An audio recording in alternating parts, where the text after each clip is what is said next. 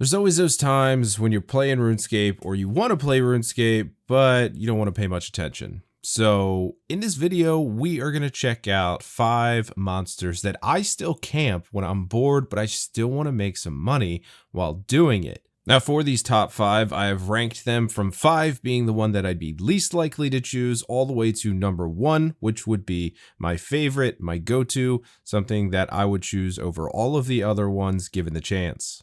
Before we get started with today's top 5, I would like to take a minute to thank the sponsor of this video.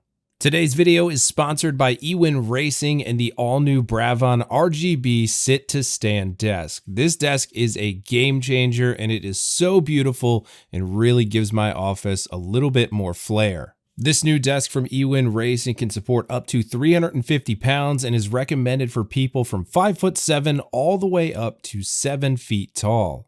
This desk features the super flashy RGB lights as well as a height adjustment range from 25.6 to 49.2 inches, and it also has 3 custom heights that you can program so you're always comfortable no matter what you're doing. Cable management with this desk is a breeze. Simply flip the back of the desk up, run your cables through it and down the bottom, plug them in, and you won't have any messy or tangled cables. Alongside this, the desk also features 66 inches of workspace. Now, I will be primarily using this desk for gaming, but that's not all it can be used for. If you want to give your office a little bit more flair or a little bit more shebang, this desk will definitely do it for you with the carbon fiber style top and the RGB lighting all the way around. You can also use it for other things. You could also use it if you had a Pokemon YouTube channel, just like I do, to record your pack opening videos. Or if you just need to use it as a work desk and you want to do that, that is perfectly fine. It's going to make your office look great. Before getting this desk, I was always sitting down, and now with the adjustable height of this desk, if I get tired of sitting, I can stand up for a little while and stretch my legs using one of the preset height adjustments. If you need a desk like this in your life, because I sure know I did, check out the link in the description below. It'll take you over to eWin Racing's website where you can check this desk out a little bit closer. If you do decide to pick one up, make sure to use code AsukaYen at checkout to get 25% off of your purchase. Starting out at number 5, we are going to head over to the Catacombs of Korenz for the good old Brutal Black Dragons. Now this one is number 5 on my list because it is the least AFK. You're going to have to pay a bit more attention to this, but it is still very low effort. And the reason that it's not as AFK is because they do drop 2 hides at a time, and if you are also collecting the bones, which these will factor in for collecting those bones, your trips will be relatively short, somewhere between 6 and 8 kills per trip, depending on what your drops are. For the weapons I've chose for this, we'll start out with the Twisted Bow. There are quite a few of those in the game. I know it is more expensive, but as a baseline, we want to check this out. Twisted Bow is the best option when you're killing Brutal Black Dragons. If you are using that Twisted Bow, you can expect around 80 to 90 kills per hour, which is pretty good. And that's also assuming you are using the Rigor Prayer. If you are getting 80 to 90 kills per hour, you're looking at a possible income rate of between 1.9 and 2.2 million GP per hour, which is pretty good for a low effort moneymaker.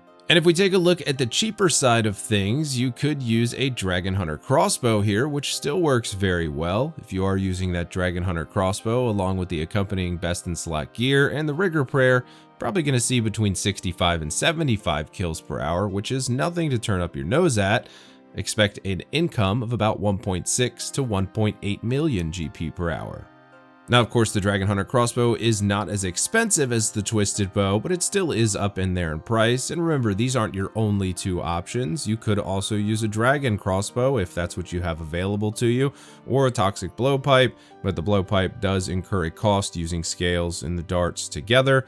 So I would say if you are going to do this, use something in the crossbow family.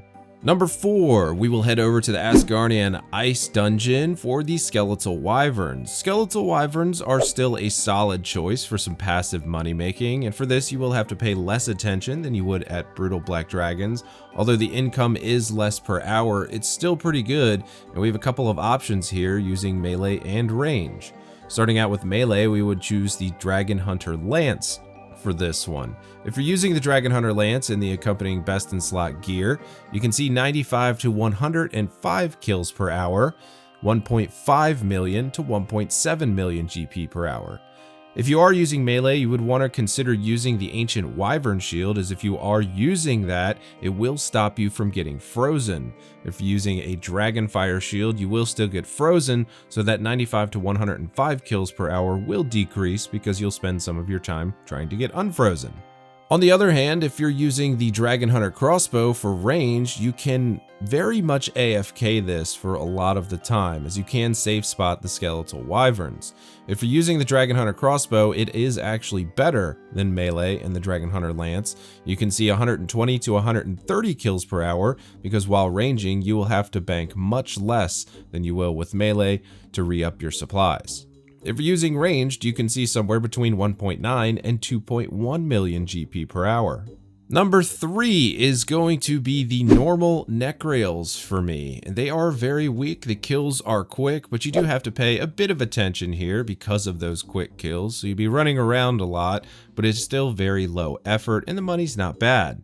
As for the options of weapons here, we're going to go with the Grazi Rapier, which is a little bit pricey, but if that's what you got, that's what you got. If you're using the Grazi Rapier, you can expect somewhere between 230 and 250 kills per hour. As for your income, not too bad at 1.2 to 1.325 million GP per hour. As for the best in slot option, and it doesn't really cost you anything to use, it's going to be the Ember Light. The Ember Light will significantly increase your kills per hour, somewhere between 270 and 290. As for your income, which is really good considering, 1.4 to 1.5 million GP per hour. Moving into number 2, we're still going to be in the Slayer Tower, and we are going to be at the classic spot, the Gargoyles. Now, the Gargoyles are nice because they are aggressive, so you don't really have to pay much attention. Just pick up your loot every now and then once they go unaggressive, you can just leave the area, come back, and you're right back to AFKing.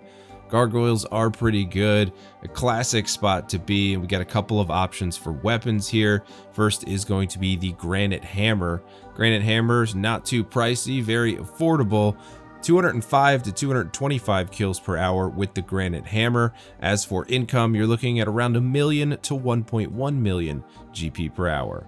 As for the other weapon option, it's going to be the Inquisitor's Mace, which is a bit pricey, but if you have one, you might as well use it. If you are using the Inquisitor's Mace, you can significantly increase your kills per hour to between 240 and 260.